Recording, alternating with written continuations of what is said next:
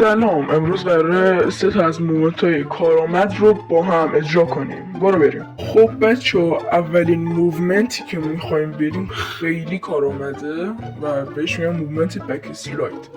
باید تمرین کنیم، باید 180 درجه کامل صفحتون رو چیز کنیم، بعد همینطوری تمرین کنید. اگر تمرین کنید خیلی راحت بهش مسلط میشیم. بعد اسلاید نگاه کنید به این صورت، خیلی راحت. اگه توی فایت باشی که مثلا بخوای خشاب عوض کنی راحت میتونی، یا بخوای بک بدی. بریم تو موومنت بعدی. بچه ها، موومنت بعدی موومنت چپ و راسته که واقعا تو فایت ها به درد میخوره و خیلی راحته. شما باید به سمت چپ یا راست یه اسلاید میزنین و با دکمه پریدن اونو انجام میدین.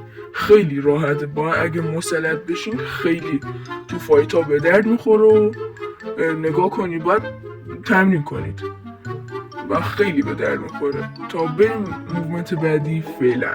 خب بچه ها، موومنت بعدی موومنت زیگزاگیه که خیلی راحت و به نظر من زیاد تو فایت به درد میخوره. شما صفحه رو وقتی میخواین حرکت کنین نگاه به همین صورت، فقط مثلا باید به چپ و راست چیزش کنین رو که مثلا یارو گیج بشه.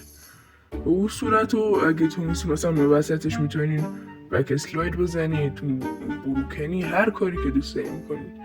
تا موومنت های دیگه فعلا بدرود.